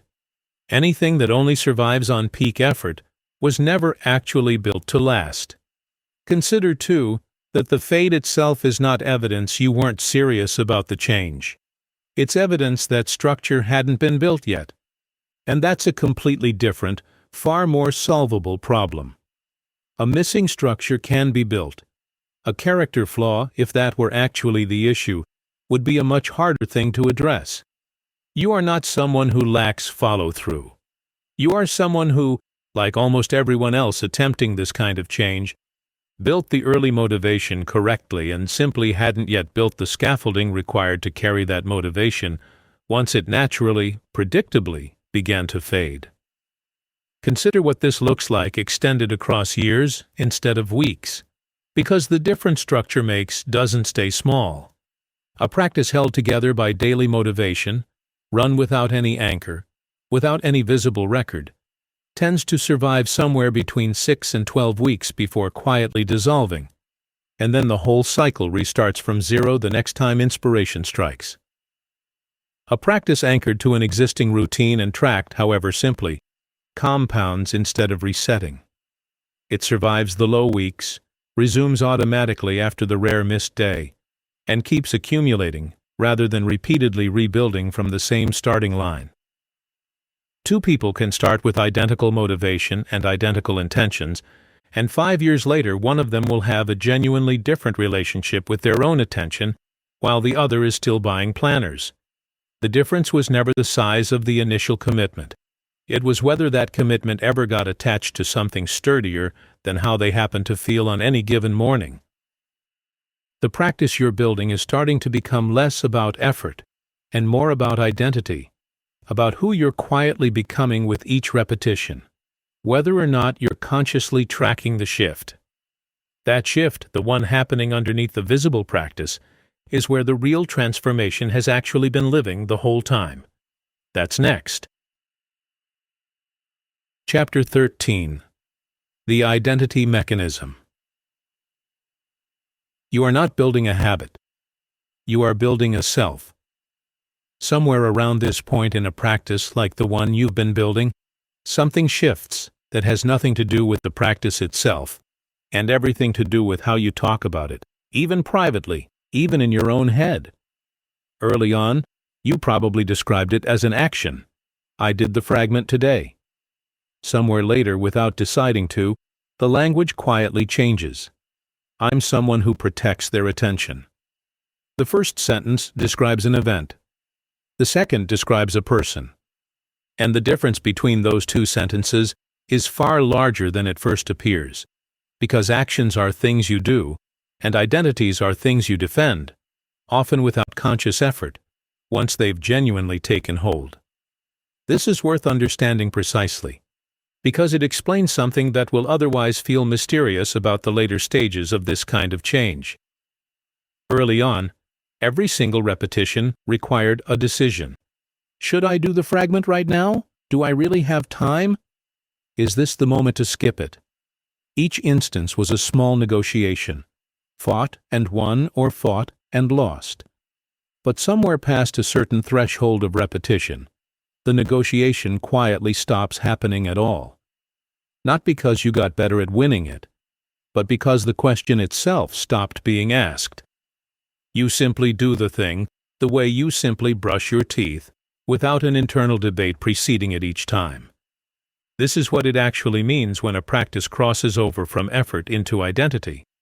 The behavior stops requiring a decision because it's no longer separate from who you understand yourself to be. Here's the mechanism underneath this shift, and it's worth being precise about it rather than treating it as something vague or mystical. Every action you repeat is, in a very real sense, a vote cast for a particular version of who you are. One vote changes nothing on its own, but votes accumulate silently, the same way the evidence in Chapter 5 accumulated in the opposite direction for years, building the old belief that you don't follow through. Now the votes are running the other way, and at some point, quietly, without any single dramatic moment marking the change, the accumulated votes tip the scale. The identity flips. Not because you announced it, not because you decided one day that you're now a focused person, but because the weight of evidence simply outgrew the weight of the old story. This explains something that might otherwise feel strange about where you are right now. if you've actually been practicing the fragment through the previous chapters. Tasks that used to require visible effort to begin no longer announce themselves as effortful in the same way. You sit down, and some of the old resistance that used to show up loudly at the threshold moment described in Chapter 8 simply doesn't arrive with the same intensity anymore. This isn't because the resistance disappeared entirely. Resistance rarely disappears completely, but because it's now arguing against an identity instead of against a fragile, uncertain new habit. Arguing against an identity is a much harder case to make, even for the oldest, most persistent parts of your mind. There's a distinction worth drawing sharply here, because confusing it will quietly undermine everything built so far. Discipline, in the way most people use the word, is the act of forcing yourself to do something you don't naturally want to do, over and over, through repeated willful effort. It's exhausting precisely because it requires an internal fight every single time. What you're building now is closer to something else entirely, something better described as fidelity. Continued action rooted not in a fresh decision each day, but in a settled conviction about who you are and what that person does. Discipline says, I have to do this again today, and dreads the repetition. Fidelity says, this is simply what I do, and the repetition stops carrying any weight at all. This shift changes your relationship to the practice in a way that matters enormously for what comes next. When the fragment was still just an action, every skipped day threatened the entire structure, because the structure was only ever as strong as your most recent decision to maintain it. Once it becomes identity, a skipped day means something different. It's an exception to who you are, not evidence against who you are. You return to it the next day not because you renewed some fragile motivation overnight, but because the exception simply doesn't match the person you've quietly become. And mismatches like that tend to correct themselves without requiring a dramatic act of willpower to force the correction. There's a reason this kind of change rarely announces itself with any fanfare, and it's worth naming so you don't mistake the quiet for insignificance. Loud change, the dramatic overnight kind people love to tell stories about, is usually change that hasn't lasted long enough to become boring yet. Quiet change, the kind built from thousands of small, unremarkable repetitions, is the kind that actually holds, precisely because it never depended on drama to sustain itself in the first place. If this identity shift feels undramatic to you right now, ordinary even, take that as evidence it's working rather than evidence it isn't. The most durable transformations rarely feel like transformations while they're happening. They only look that way in hindsight, once enough quiet days have accumulated to make the shape of the change undeniable. Notice, too, how this identity shift starts to influence areas of your life that have nothing directly to do with the original 2-minute fragment. A person who protects their attention in one context tends, almost automatically, to start protecting it in others. The conversation you're now fully present for, the task you now finish instead of abandoning halfway, the evening you spend actually inside, rather than mentally scattered across 6 unfinished threads. None of these were separately practiced. They arrived as side effects of a shifting identity, proof that this was never really about the 2 minutes themselves. The 2 minutes were only ever the smallest possible entry point into a much larger shift in who you understand yourself to be. There's a specific kind of quiet you may have started to notice, one that's worth naming directly because it can feel unfamiliar enough to be almost unsettling at first. The absence of the old internal noise, the constant low-grade argument about whether to focus, whether to stay, whether to finish. That argument required energy you'd stopped noticing you were spending, because you'd been spending it every day for years. Its absence doesn't feel like triumph exactly. It feels more like relief, the specific relief of a room finally going quiet after a sound you'd stopped consciously hearing has finally stopped. You are no longer the person the earlier chapters of this journey described, scattered by default, fighting a resistance that used to win most of the time.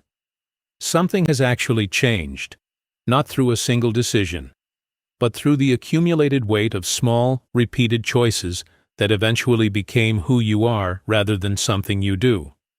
What remains now is not more effort.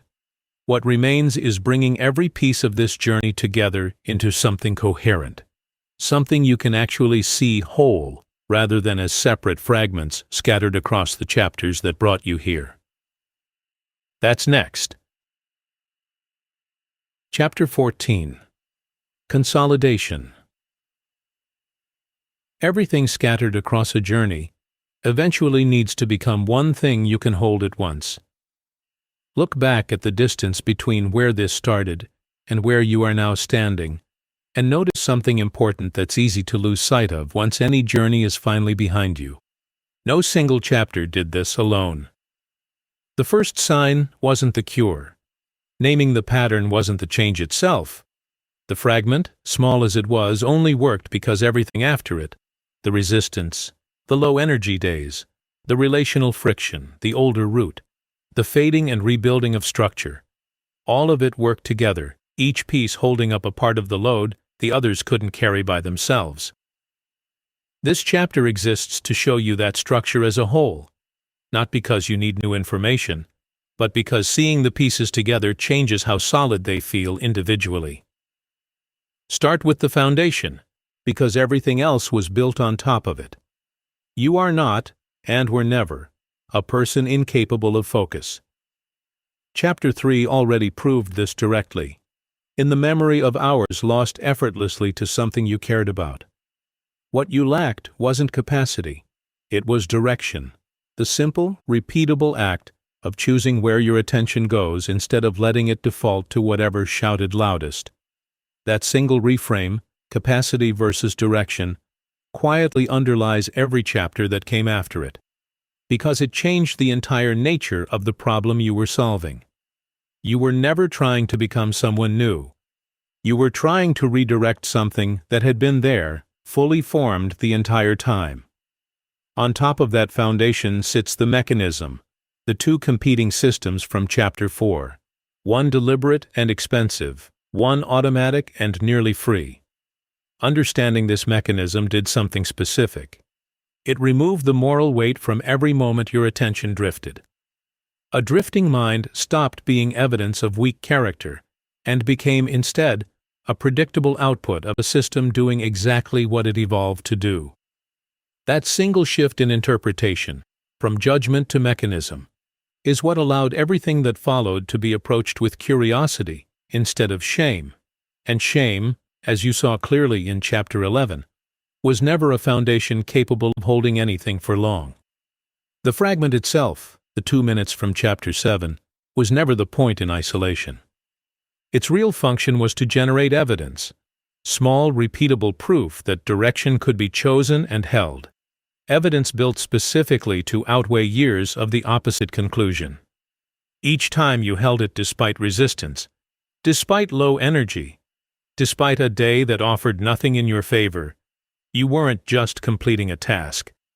You were casting the vote described in Chapter 13, one small deposit into an account that eventually became large enough to fund a different identity altogether. None of this would have survived without structure, and it's worth remembering exactly why. Chapter 12, named the specific way progress fades, not through crisis, but through the quiet absence of anchoring motivation running out, the way any renewable but finite resource eventually does. The anchor, the fixed cue attached to something already happening every day, and the visible record that caught drift early weren't optional additions. They were what allowed a practice built in weeks of high motivation to survive the many more weeks when motivation simply wasn't available, which, if you're honest, describes most weeks in an ordinary life. And underneath all of it, the older root from Chapter 11 explains why any of this required real work in the first place. The pattern wasn't random. It was learned once, under conditions that made sense at the time, by a mind doing exactly what minds do, adapting to survive whatever environment it was handed. Seeing that root clearly didn't excuse the pattern. It removed the wasted energy of self-blame, energy that, once freed, became available for the actual work of updating an old adaptation with current, accurate information about the life you're actually living now. Here is what the whole structure looks like, held together rather than scattered across 14 separate chapters. A mind with real capacity for attention, currently running mostly on an old automatic default, built by circumstances long past their relevance, protected by a resistance that mistakes familiarity for safety, gradually redirected through small, repeated proof rather than force, anchored to structure sturdy enough to survive both low energy and the simple passage of time, until the redirected pattern stops requiring active maintenance and becomes instead a quiet fact about who you are. That's the entire architecture. Nothing about it depended on becoming a different person. All of it depended on becoming a more accurate one, closer to the capacity that was always there. Notice too what this consolidation reveals about the relational cost from Chapter 10 and the compounding cost from Chapter 5. Both of those chapters describe damage that accumulated slowly, invisibly, one small instance at a time. What you've built across this journey works the same way in reverse. Presence doesn't arrive all at once either. It accumulates the same slow, invisible way the scatter once did. One held conversation, one finished task, one honored boundary at a time, until the accumulation becomes large enough to notice, and eventually large enough to define you. You are holding right now, in this exact moment, something that took 14 full chapters to build piece by careful piece, but that actually functions as a single, coherent thing, a mind that has relearned how to choose, not perfectly, and not without occasional slippage, not without occasional drift, occasional low-energy days, occasional resistance still rising at the threshold moment before beginning, but relearned enough, thoroughly enough, that the exceptions no longer define the pattern the way they once did. The scattered version of you was never the whole truth of who you actually are. It was simply the loudest, most practiced version. And practice, as you've now proven directly to yourself, can always be redirected towards something else entirely. There's a distinction worth drawing before closing this consolidation between a phase and a foundation, because they can look identical from the inside for the first several weeks. A phase runs on the energy of its own novelty, feels significant precisely because it's new, and fades the moment that novelty wears thin, leaving behind only the memory of having tried. A foundation runs on something else entirely, on structure and repetition and identity accumulated past the point where novelty was ever doing the work. The only way to tell them apart from inside the experience is time and testing, exactly the kind this journey has already put you through. The low-energy days, the interrupted conversations, the quiet weeks where motivation disappeared, and something had to hold anyway. A phase would not have survived what you've already survived across these 14 chapters. What you're holding has already passed tests a phase never could. One question remains, and it's the one this entire journey was quietly built around answering from its very first paragraph. Not whether the change is real, you already have the evidence for that, but whether it stays, whether the person you've become across these 14 chapters is a phase or a permanence. That answer isn't found by looking backward at what you've built. It's found in what happens next. Chapter 15. The New Way of Seeing Remains. Some questions were never meant to be answered with words. They were meant to be answered with a life. The cup from the very beginning of this journey is still there, somewhere in memory, cold, sitting on a table across from someone who deserved your full attention and didn't get it. That image opened everything. A small failure, unremarkable on its own, repeated so many times across so many years that it stopped registering as failure at all and started registering as simply how things were. The question that closed that opening scene was never really about coffee. It was about whether you would finally sit down fully in the one life you actually have instead of hovering somewhere just outside it, the way you'd been hovering for as long as you could remember. You have an answer now. Not a promise, not a hope, not another resolution spoken with sincere intention and uncertain follow-through. An answer built the only way answers like this ever get built, through 14 chapters of small, repeated, sometimes reluctant action, each one adding weight to a case your old pattern spent years arguing against. The mind that used to leave the room before the body caught up has learned, slowly and specifically, how to stay. Not everywhere, not always, not without occasional drift back toward old defaults. But enough. Enough that staying is no longer the exception, fighting against a scattered rule. It has become the rule itself, with scattering now living as the occasional recognizable exception. Return to the question buried inside the fourth paragraph of everything that started this. The one that said the real issue was never whether you could focus, since you already focus completely, every day, with total commitment, just never on anything you chose. That question asked who had been holding the wheel all along, and whether you even remembered your hands were ever on it. Here is the answer, earned rather than declared. Your hands are on it now. Not gripping it with the white-knuckled force that failed you in every previous attempt, but resting there, familiar with the weight of it, no longer surprised each time a turn requires a decision rather than a reflex. This is worth naming plainly, because the entire architecture of this practice was built to avoid exactly the kind of vague, ungrounded transformation talk that changes nothing in a real life. You did not become a different person. You became a more direct expression of a capacity that was present the entire time, buried under years of a pattern that made sense once and stopped making sense long before you finally noticed. The version of you capable of sustained, chosen attention was never a future self waiting somewhere ahead. It was the self underneath the scatter, finally given the structure it needed to stop hiding. Think about what an ordinary Tuesday looks like now, compared to the Tuesday described in the opening pages of this journey. The email doesn't get read 3 times without registering. The conversation doesn't end with a small, cold realization that you weren't actually present for the middle of it. The task doesn't get abandoned at the first sign of discomfort, chased sideways by whatever offered the least resistance in that exact moment. None of this happened because discomfort disappeared. It happens because you built something sturdier than the absence of discomfort.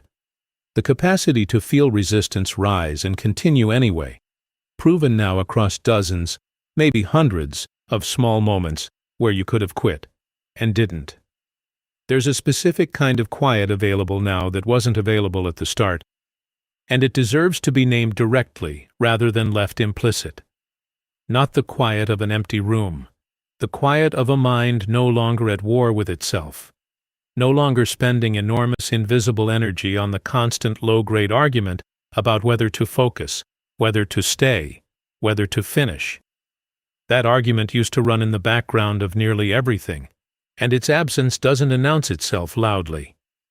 It shows up as a kind of spaciousness you didn't know was missing until it returned, the way you don't notice a persistent quiet noise until it finally stops.